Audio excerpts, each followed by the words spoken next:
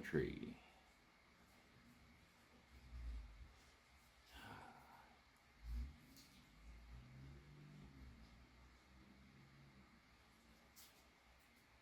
It's National Juried Clay Show that I entered. Yeah.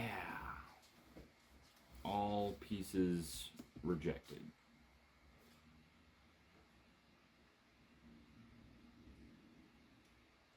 Street Kult.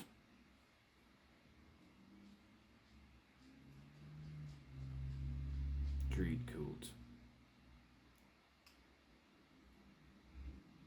That sounds about right.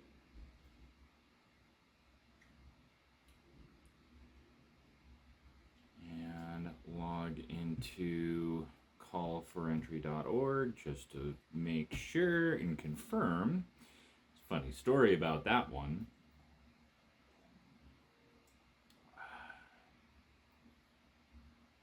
I mean, it's gotten a lot better over the years, but years ago I had applied to a national juried show in Poughkeepsie, New York.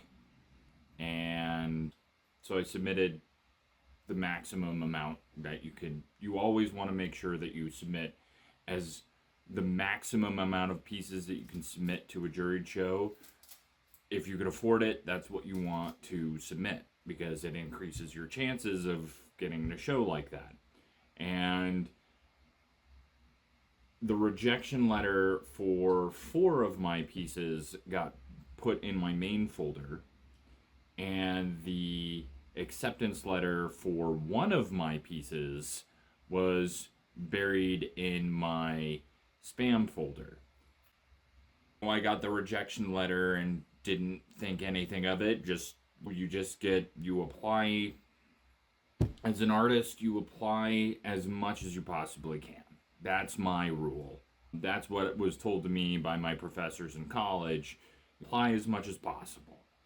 In fact, this is kind of the perfect opportunity to talk about that. And I guess this video will be about rejection as an artist and how to deal with that, because sadly us artists are that's what we do. We just grit and bear it, and that's part of the grind, sadly.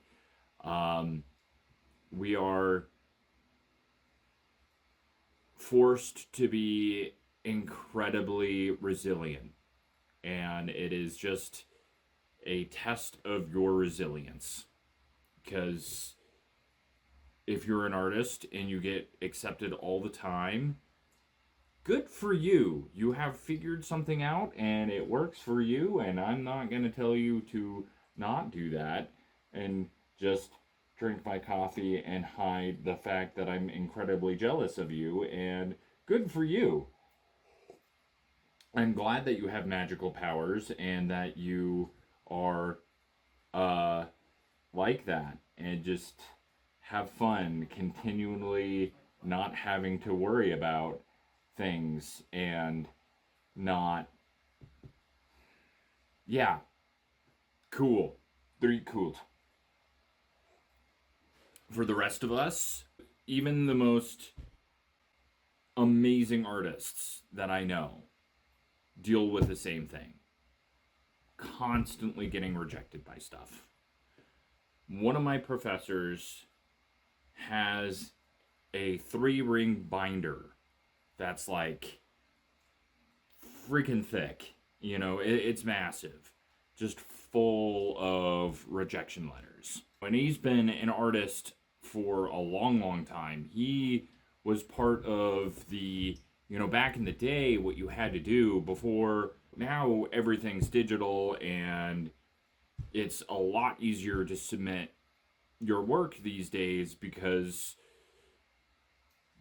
the file space for digital files is way larger than it was years ago, and it's all digital, so you just have your file formats the size that are for the application, and you submit, and it's mostly online, as I'm logging on to callforentry.org right now, or cafe, because that's acronyms are great. But that's our bread and butter for most of the application processes that we do. If you are interested in me doing a video on how to submit work, I'd be more than happy to do that. Please comment below, and if enough of you comment, I will surely make a video about that. Anyway, so he brings in this binder, this 3-ring binder full of rejection letters, and it's just the same. They literally just copy and paste the same message over and over and over for this stuff. We regret to inform you that your work was not accepted in the show. Blah, blah, blah, how many ever artists in the world applied for this, and sadly, your work was not accepted. We do not judge your work that you shouldn't do it. You just didn't fit in this show. Something like that is repeated in the same rejection letter. And it's kind of the polite way of saying, hey, sorry you didn't get it. That is like 90% of the time. I'm not gonna lie, sometimes it stinks. A lot of times it can really, you just have to grit and bear it, and I like to think that I have a giant pit in my soul, and I take all of the rejection and I put it in that pit. And that pit is a giant chamber full of burning, and it burns that rejection, and it converts that rejection into spite. And then I take that spite and I make my artwork out of that spite. That's probably not the most effective way of doing it, but it's funny for me, so I keep thinking that way sometimes. But in all honesty, I think that's really powerful. You just have to take it on the chin and keep making it. Part of the effectiveness of juried shows is that it forces people to look at what you're doing. And especially for what I do, I don't necessarily make art for this pleasurable experience. Some people make art that way, and it's incredibly successful for them. That's cool.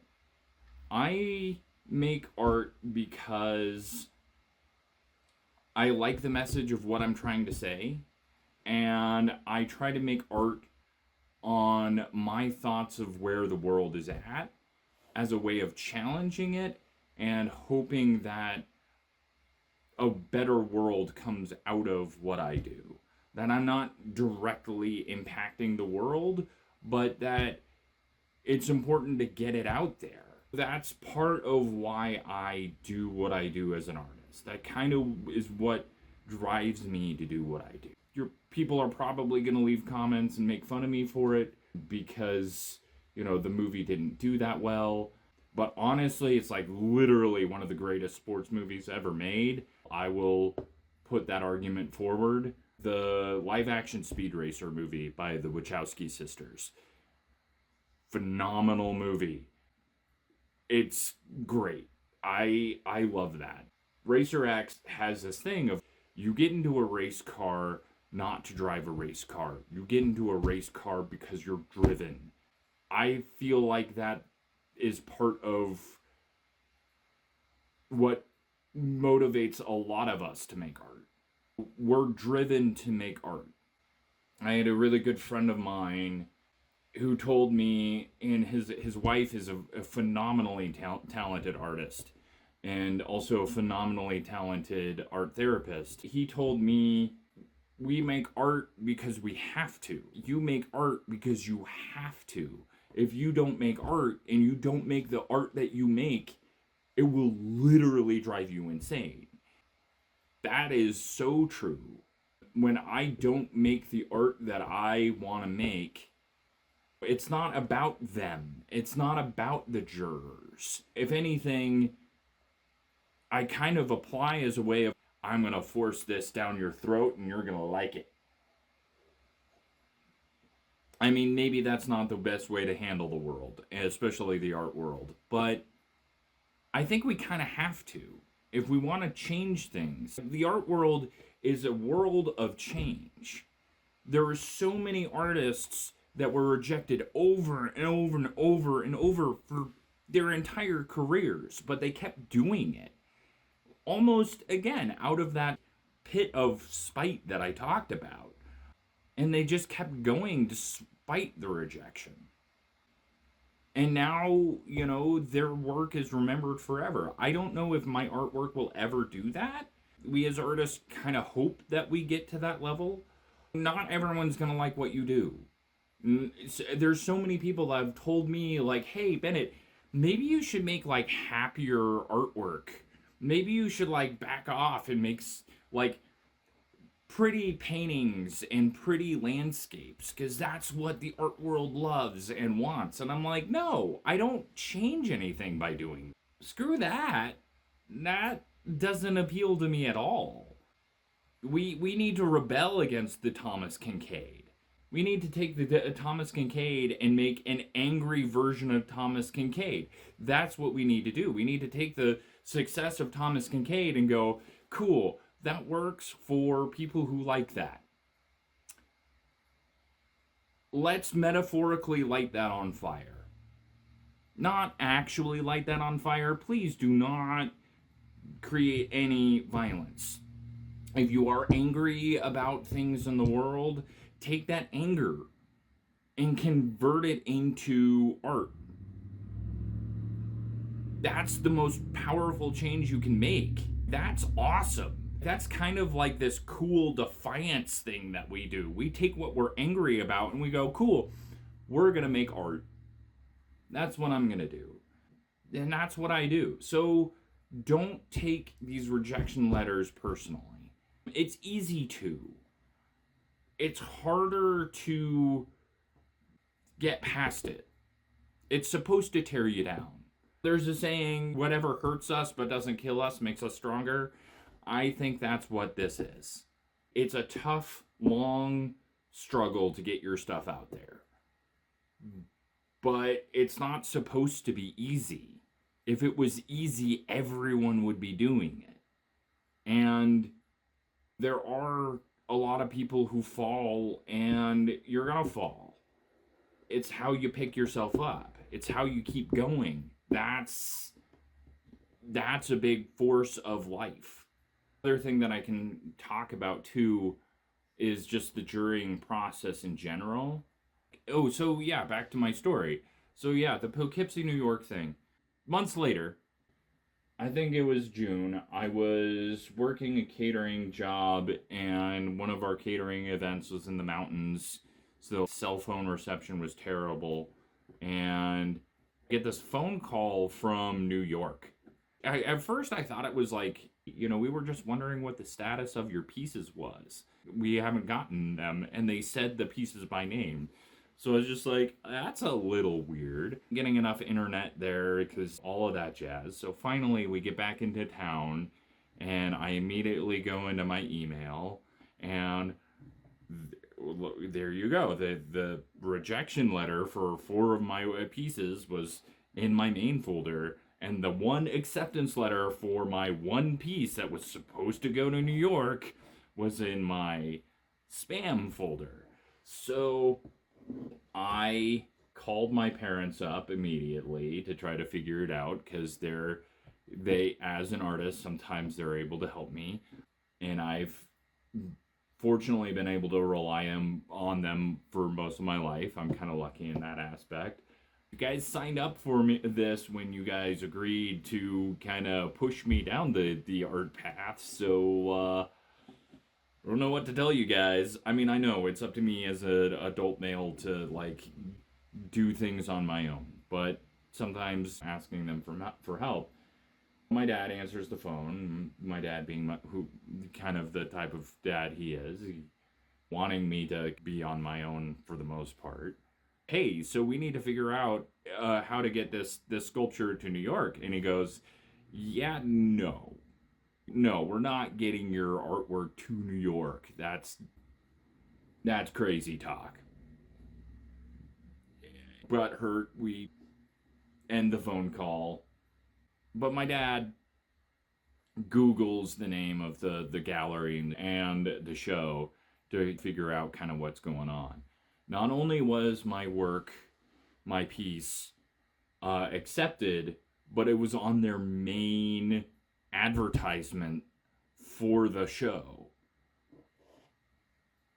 So my dad just has an oh crap moment and calls me back immediately and was like, okay, we're gonna figure out how to get your piece to New York. And fortunately, we were able to do it in the nick of time, and it was great.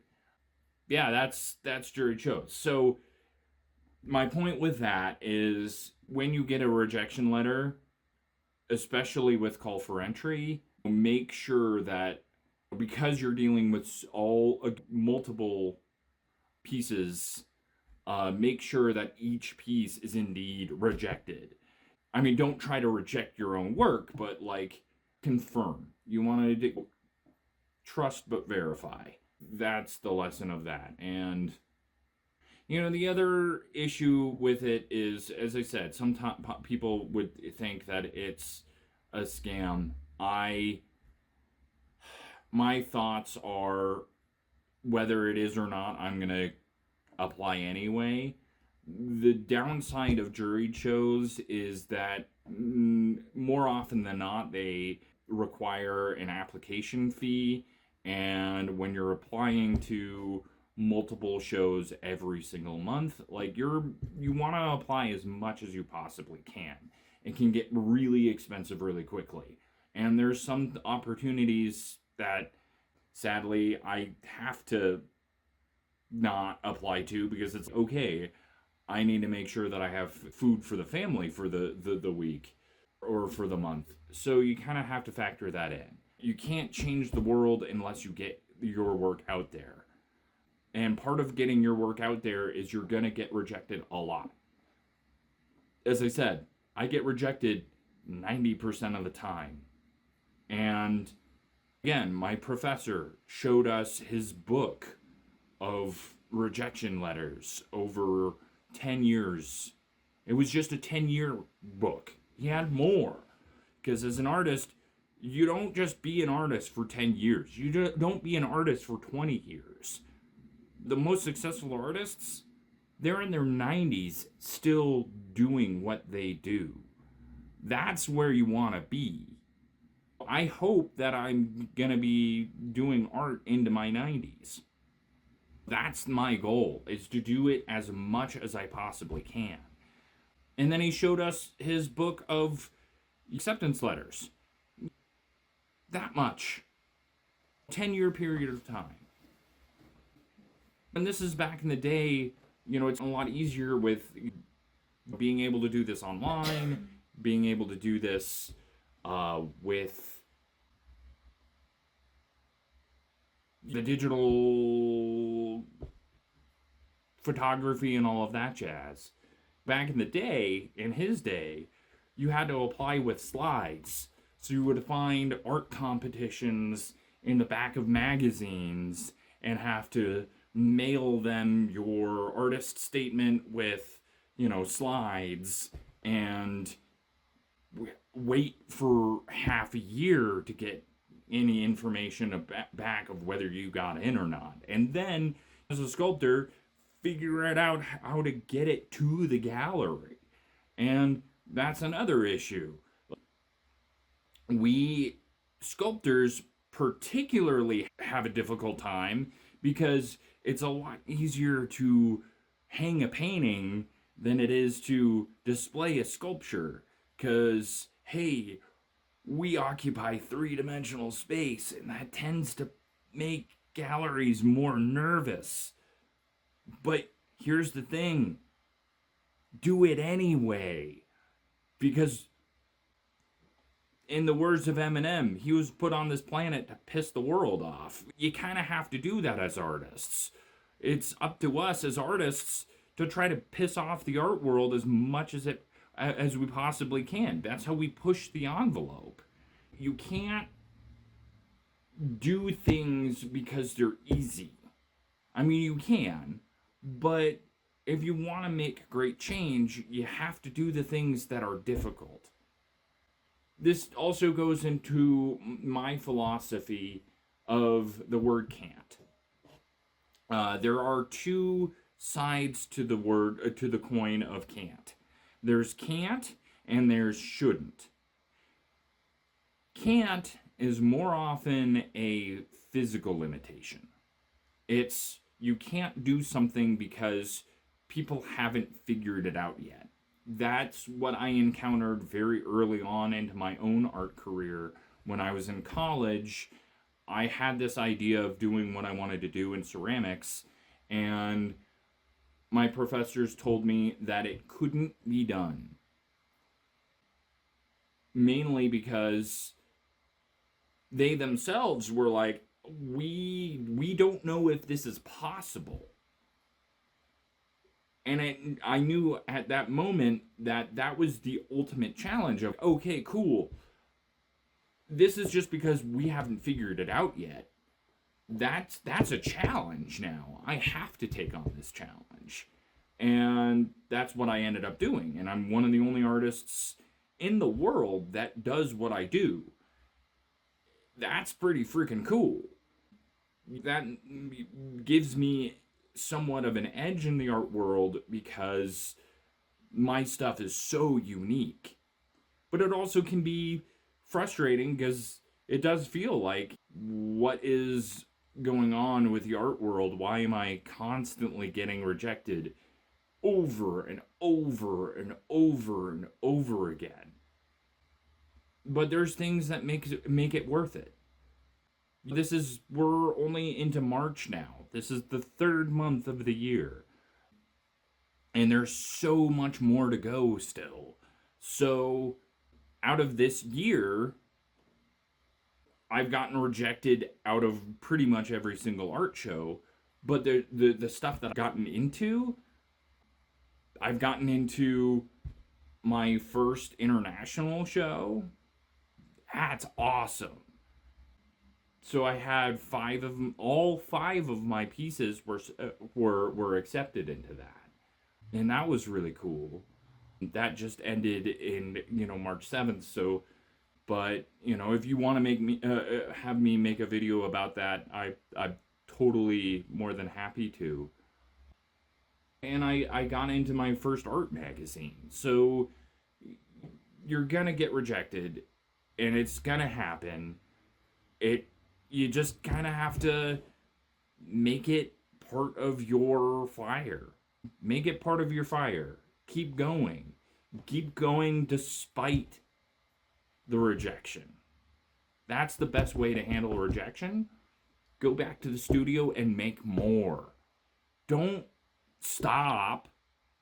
Back to the can't. And there's can't and shouldn't.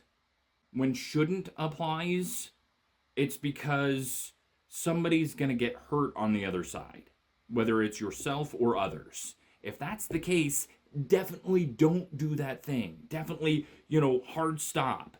Don't be Stockton Rush. That guy obviously was a problematic individual.